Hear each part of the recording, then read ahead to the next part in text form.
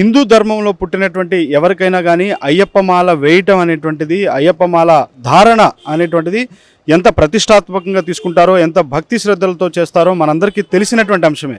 అయితే ఈ నేపథ్యంలోనే చాలామంది ఇప్పుడు కొత్తగా చిన్న చిన్న పిల్లలు ఎవరైతే ఉన్నారో వాళ్ళు కూడా గతం నుంచి మనం చూస్తూనే ఉన్నాం. ప్రస్తుతం కూడా స్కూల్కి వెళ్ళేటువంటి విద్యార్థులు కూడా అయ్యప్ప మాల ధారణ చేస్తున్నటువంటి పరిస్థితి. అయితే అయ్యప్ప మాల ధారణ చేస్తున్నటువంటి విద్యార్థులను స్కూల్ నుంచి కూడా కొన్ని రోజుల పాటు, అంటే ఆ మండల దీక్ష ఏదైతే ఉందో ఆ 41 రోజుల పాటు వారిని సస్పెండ్ చేస్తున్నటువంటి పరిస్థితి. అసలు నిజంగా కొన్ని స్కూల్ యాజమాన్యాలు యూనిఫామ్ లేకుండా స్కూల్లోకి అనుమతించమంటూ కూడా అయ్యప్ప మాల ధారణతో వస్తే తాము అనుమతించబోమంటూ కూడా వారు తేల్చి చెప్తున్నటువంటి పరిస్థితి.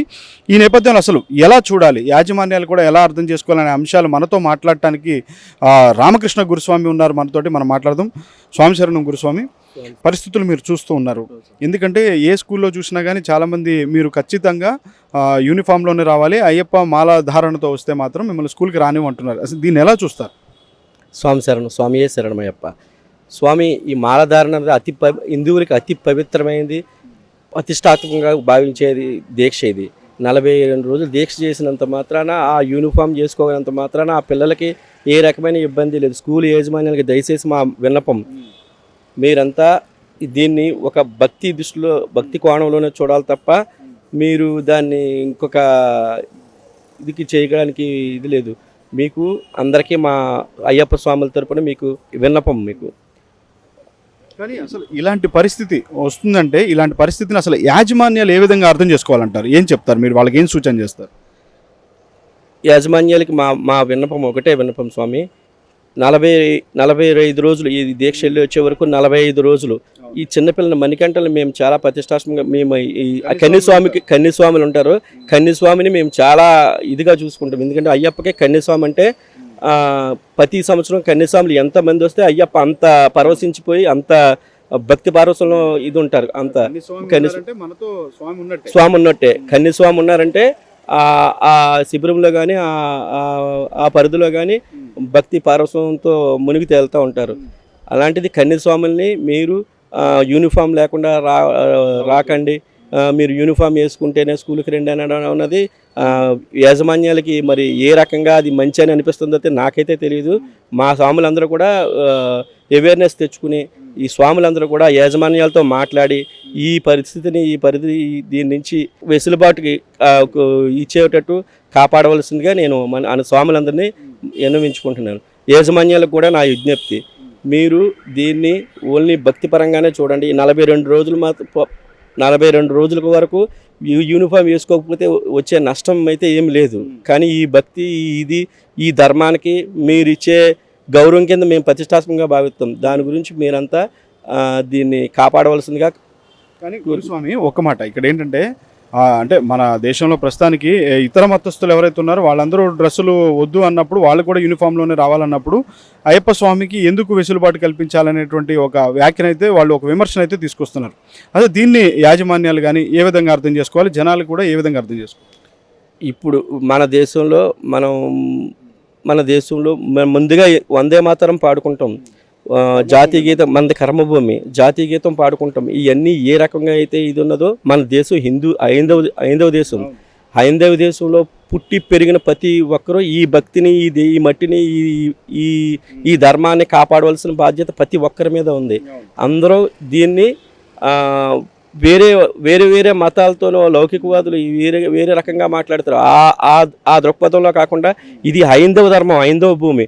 దీనిలో పుట్టిన ప్రతి ఒక్కరూ హైందవ ధర్మాన్ని కాపాడి రక్షించి తీరాల్సిందే.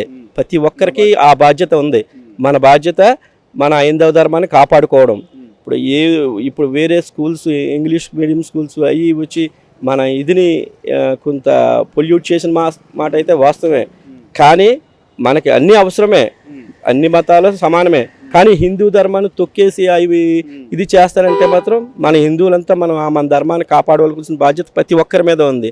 స్వామి శరణం. అందరూ కూడా ఈ స్వామి, ఒక్క మాట గురుస్వామి, అయితే వాళ్ళు ఏమంటున్నారంటే పూర్తిగా డ్రెస్ వేస్తే అయ్యప్ప మాల ధారణ చేసుకొని వస్తే పూర్తిగా సస్పెండ్ చేస్తున్నటువంటి పరిస్థితి. దాన్ని అసలు ఎలా చూడాలి? ఈ విషయాన్ని అయితే తీవ్రంగా ఖండించాల్సిన విషయమే స్వామి. ఒక 42 రోజులు ఆ స్కూల్లో యూనిఫామ్ వేసుకోకుండా ఉంటే వచ్చే ప్రమాదం ఏది లేదు. ఈ ధర్మాన్ని కాపాడుకోవాలంటే ఈ విషయం మీద ప్రతి ఒక్కరూ గొంతెత్తి అడగాల్సిందే, గొంతెత్తి తిరగాల్సిందే. ఈ ప్రతి స్వామి కూడా స్కూల్ యాజమాన్యాలతో మాట్లాడాల్సిందే. ఈ పరిస్థితి ఇలాగే ముందు కొనసాగకుండా పోతూ ఉంటే అయ్యప్ప మాలలు వేసే పిల్లల సంఖ్య తగ్గిపోతుంది, కన్యస్వాముల సంఖ్య తగ్గిపోతూ ఉంటుంది, ఈ మన మణికంట్ల ఇది లేకుండా పోతూ ఉంటుంది. అందుకని ప్రతి ఒక్కరూ దీని మీద మాట్లాడాల్సిందే. ప్రతి స్వామి దీని మీద ఆ పిల్లల తల్లిదండ్రులు అయితే యాజమాన్యాలతో ఖచ్చితంగా మాట్లాడి వాళ్ళ నుంచి పర్మిషన్ తీసుకుని ఖచ్చితంగా దీన్ని ముందుకు తీసుకెళ్లాల్సిందే.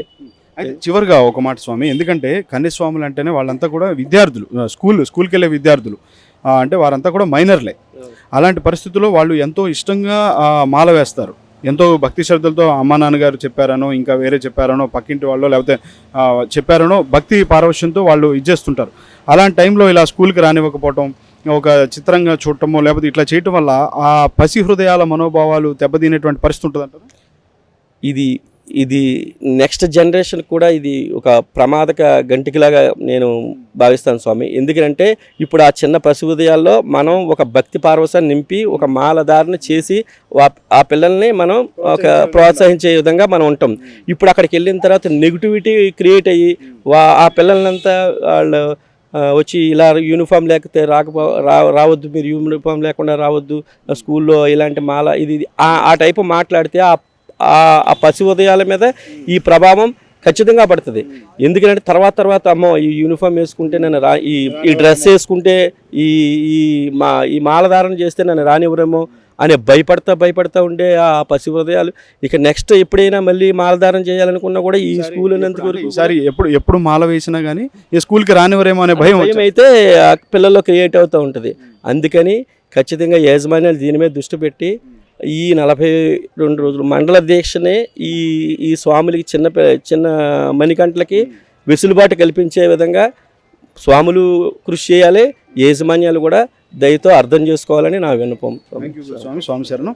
మొత్తంగా చూసినట్లయితే మాత్రం ఎవరైతే పసి హృదయాలు ఉంటాయో ఆ పసి హృదయాలకి ఏంటంటే పెద్దవారందరికీ తెలుస్తుంది, అర్థం చేసుకోగలుగుతారు. కానీ పసి హృదయాలు ఎంతో భక్తితో వారంతా మాలధారణ చేసేటువంటి పరిస్థితి ఉంటుంది. అలాంటి మాలధారణ చేసిన వాళ్ళని ఒక్కసారిగా ఇట్లా స్కూల్ నుంచి బహిష్కరించడమో లేదా ఆ 40 రోజులు ఏ మండలం అయితే దీక్ష ఉంటుందో ఆ మండల రోజులు దీక్షలో వాళ్ళని బహిష్కరించడం ఇట్లా చేయటం వల్ల వాళ్ళ పసి హృదయాలు దెబ్బతింటమే కాకుండా వాళ్ళ భక్తి కూడా సన్నగిల్లేటువంటి ప్రమాదం కూడా ఉంటుందని యజమాన్యాలు అన్నీ కూడా అర్థం చేసుకోవాలని చెప్పి రామకృష్ణ గురుస్వామి చెప్తున్నటువంటి పరిస్థితి ఉంది.